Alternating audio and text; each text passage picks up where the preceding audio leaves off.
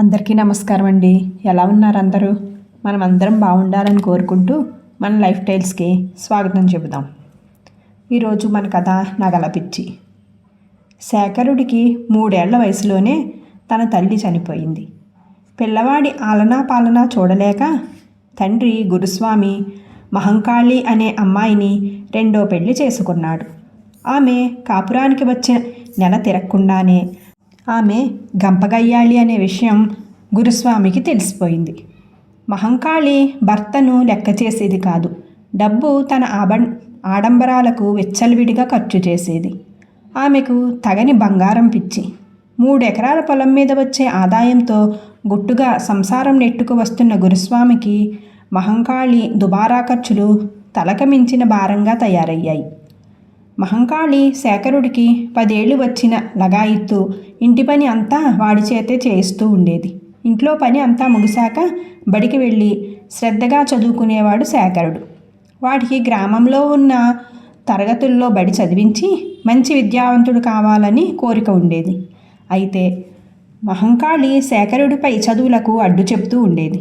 ఆమె శేఖరుడితో, ఇప్పటికీ చదివించి చాలు, మీ నాన్నేం జమీందారుడు కాదు, పొలం పనుల్లో పడి మట్టి పిసుక్కునేవాడికి ఈ పాటి చదువు కూడా అనవసరం అనేది కోపంగా. కానీ గురుస్వామి ఆలోచనలు వేరు. అతడు మహంకాళితో, మనకున్నది వీడొక్కడే, వాణ్ణి బాగా చదివిద్దాం. పై చదువులు కొంత ఖర్చుతో కూడినవి కనుక అవసరమైతే 1 అరెకరం పొలం అమ్ముదాం. వాడు చదివి తెలివిమంతుడై వ్యవసాయాన్ని మరింత బాగా వృద్ధిగా చేయగలుగుతాడు అన్నాడు. ఆ మాటలకు మహంకాళి గురుస్వామి మీద విరుచుకుపడి, 6 నూరైనా 1 అడుగు పొలం కూడా అమ్మటానికి వీల్లేదు అని చెప్పింది తీవ్రంగా. ఇది జరిగిన 2 రోజుల తర్వాత పట్నం నుంచి ఒక వ్యక్తి గురుస్వామిని వెతుక్కుంటూ వచ్చి ఒక సంచిని అతడి చేతికిచ్చి, అయ్యా, పట్నంలో ధాన్యం వ్యాపారం చేసుకునే నీలకంఠం గారు నన్ను పంపించారు. ఆయనకు మీరు ఎప్పుడో ఈ 10,000 రూపాయలు సహాయం చేశారట. ఇప్పుడు ఆయన వ్యాపారం 3 పువ్వులు 6 కాయలుగా మంచి స్థితిలో ఉన్నది. ఎటొచ్చి ఆయన ఆరోగ్యం మాత్రం ఏమీ అంత బాగుండటం లేదు. మీ రుణం తీర్చుకోకుండా కాలం చేస్తానేమోనని ఆయన బెంగ అని చెప్పి ఆయన నమస్కారం చేసి వెళ్ళిపోయాడు. గురుస్వామి సంతోషంగా భార్య మహంకాళితో, అనుకోకుండా లక్ష్మీదేవి మన ఇంటి తలుపు తట్టింది. ఈ డబ్బుతో కొంత ఖర్చు చేసి శేఖరుడికి పై చదువులు చెప్పిస్తాను. పొలంలో కొంత అమ్మవలసిన అవసరం లేదు అన్నాడు.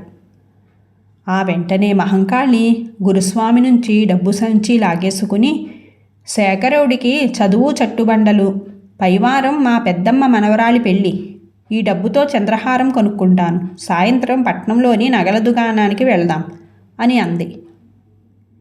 ఆ దగ్గరలోనే ఉండి ఇదంతా చూస్తూ ఉన్న శేఖరుడు తండ్రి దిగాలు పడుతున్నట్టు గమనించి తండ్రి చెయ్యి పట్టుకొని, పోనీలే నాన్న, పిన్నమ్మ ముచ్చట కాదనకు, నేను చదువు కట్టిపెట్టి పొలం పనుల్లో నీతో పాటు ఉంటాను అని అన్నాడు.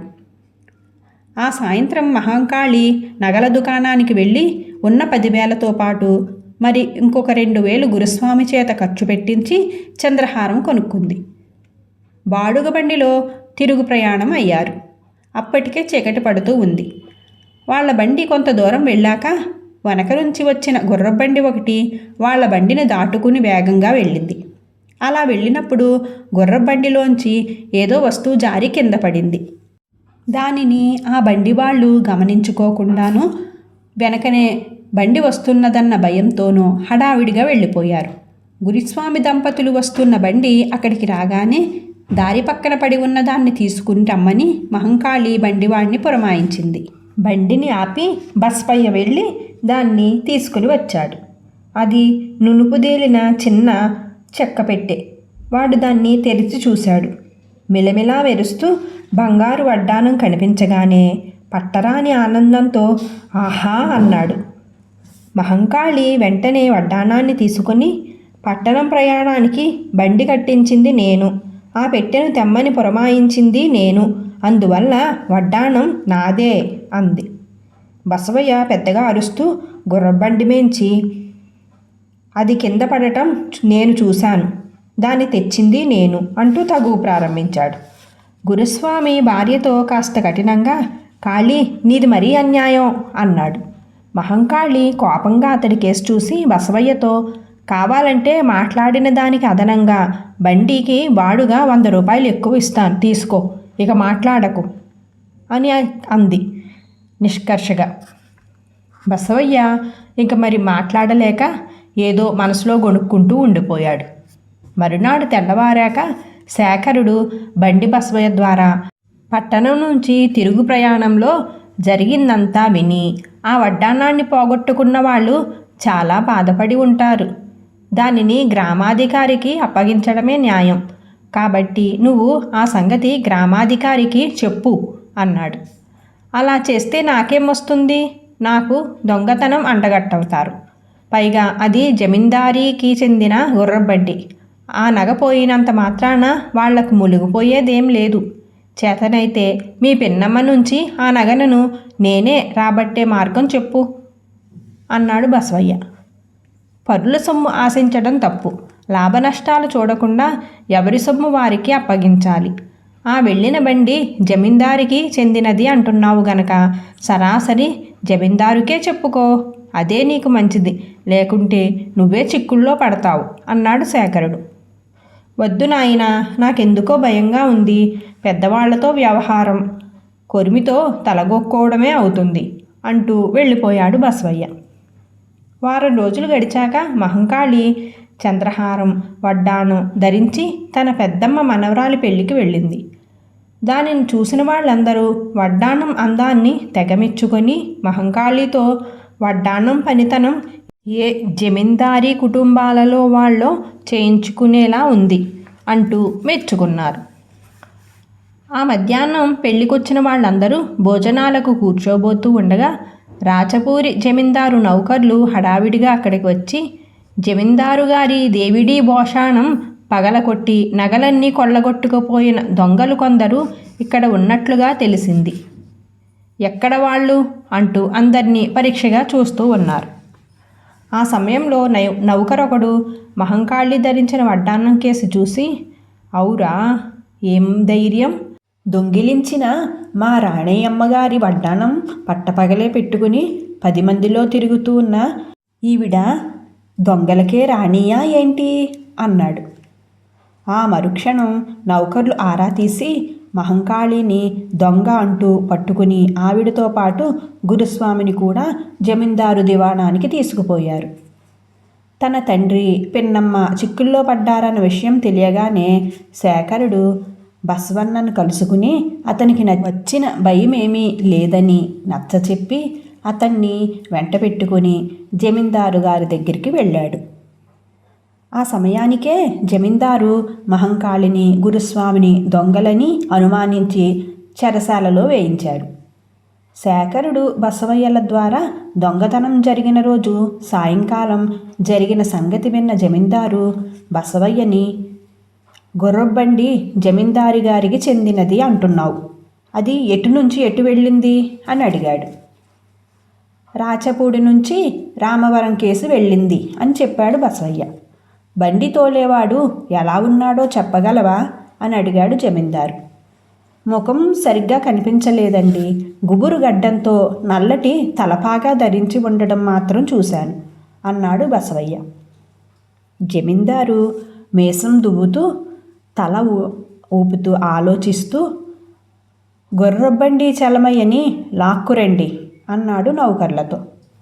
కొంతసేపటికి అక్కడికి వచ్చిన చలమయ్య జమీందారు గారి పాదాలపై పడి, క్షమించండి ప్రభు, పిల్లా పాపలు కలవాణ్ణి, దురాశకులోనే రామభూపతి మాటలు విని దేవిడీలో దొంగిలించిన నగలతో ఆయన్ను రామవరం చేర్చాను అని చెప్పేశాడు.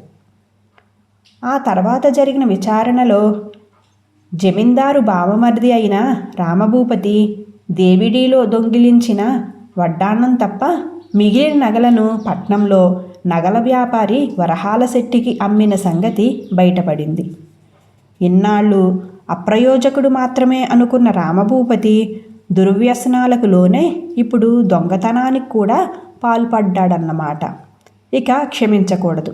వెంటనే వాణ్ణి చెరసాలలో బంధించండి అని ఆజ్ఞాపించాడు జమీందారు. ఆ తర్వాత ఆయన చెరసాలలోని మహంకాళిని గురుస్వామిని విడిపించి, మీ కొడుకు మంచితనం కారణంగా మిమ్మల్ని క్షమించి వదిలిపెడుతున్నాను. స్త్రీలకు నగల పట్ల వ్యామోహం సహజమే, కానీ అది మితిమించిపోకూడదు. ఇక మీదటైనా జాగ్రత్తగా మసులుకో అని మహంకాళిని హెచ్చరించాడు. మహంకాళి సరేనంటూ లెంపలేసుకుని చెప్పింది.